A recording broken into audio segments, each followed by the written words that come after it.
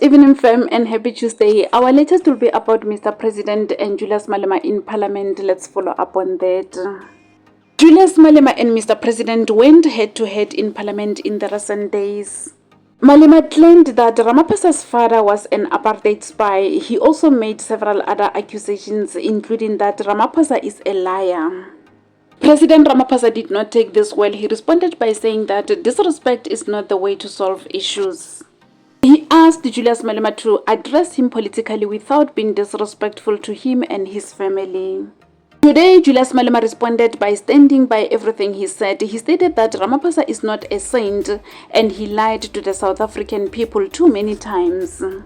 Please check their detailed debate in the next slide and let us know of your take regarding this. And that's all we have for now. Please remember to also leave your comments down below and let us know of your take regarding what we've covered. That will be all from me. Thank you so much for tuning in. I'll see you again in the next update. Bye. You indeed spoke like a badly wounded buffalo yesterday. You spoke like a given up soul. Nothing inspirational came from that tired speech yesterday. You didn't speak like a person who declined electoral support with 17% to less than 50%. How on earth do you repeat a Sona speech that made you lose elections? You were saying to South Africans yesterday, in so many ways, that you learned nothing out of these historic elections to an extent that you want to continue business as usual. We grew up being told that some of you were collaborators, but we gave you some benefits of the doubt.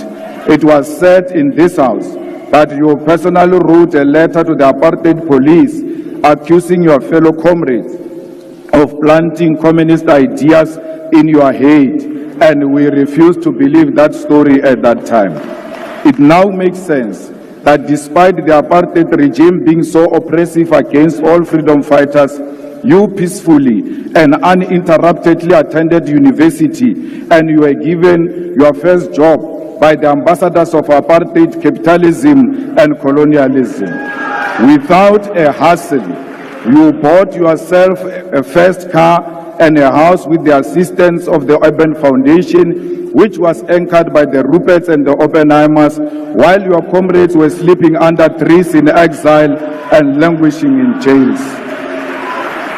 We asked ourselves as to how did you form a union of mine workers without being a mine worker? Can't you know you were the conveyor belt between the workers and the super exploitative mining capitalists in South Africa after the Oppenheimers and Anglo-American had concluded that the mine workers must be organized.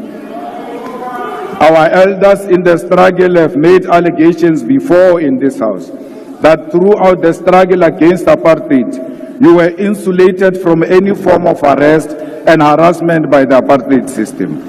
Towards the end of apartheid, you shockingly placed yourself at the center of the negotiation for the end of apartheid. No one knows how you arrived to be at the center of the negotiations of our liberation. It now explains as to why so many compromises and capitulations were made, leading to a situation where economic power remained in the hands of the white minority. Malema, can you take a seat? Honorable Malema, nale wena re na lo hwetša nako ya gore re dule fatshe re bolele. Ke nyaka gore re iphe nako mokgomana mošabi re ke re dule fatshe re bolele ka politiki gagolo politiki yane ya kgale e ke bonang gore a o e kwešišiše gabotse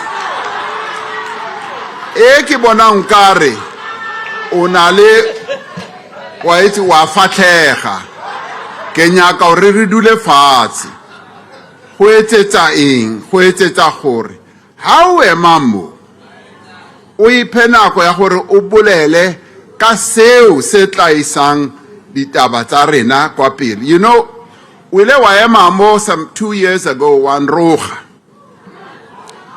roga papa wa ka wa re papa wa ka na ile leponisa. And yes, I'm proud to have been the son of a policeman. a very good policeman. Ke boletse le nkgono wa hao, and nka se ke ka ema mo ka roga nkgono wa hao ka bane ke mo tlhompha le wena ke a go tlhompha. Ke bolela so ka obane go tshwanetse gore ha re le politiking re ite hesi sa uri re thomphane, re sumbedze uri ri ne zwine ra khou zwi ita ndi zwine zwa ḓo isa lushaka lwashu phanḓa. Hezwi zwe wa zwi amba hafha ndo wana uri a zwi ngo fara nne fhedzi hambi, zwo fara na vhathu vhanzhi hambi. So kha ri dzule fhasi nne na iwe ri ambe zwavhuḓi nga uri holu lushaka ru nga lu fhaṱa hani. Ni helela kwala, ndi a livhuwa. And when he comes out of that place, the crisis remains. It doesn't only remain, it becomes worse. President, you went to Alexander and promised people 1 million houses. When we remind you that you promised people 1 million houses, you are going to say it's an insult. It's not an insult. Ke nnete. Le tsamaile lo botsa batho maka ba Alexander la re le ta ba fa 1 million houses. Le mamotlhale le ntweti ya le shidi asanga ya gagiwa after we ile kwa president wa botsa batho maka wa rutlo ba fa dintlo. O tsamaile mo le minister Mkhunu la ya Giyane la fitla la botsa batho ba Giyane la re you are going to get water, and if you don't get water, action is going to be taken. What action? Minister Senzo Mkhunu is still a minister. If there was any action, it was supposed to be on him because the people of Giyane don't have water. Banu ba Giyane balaba mati, and you went to promise them water and you did not give them water. Here in Cape Town, you came here and established anti-gang unit. You said you are going to fight gangsterism here in Cape Town. After you left, the situation became even worse. Today, there are more police stations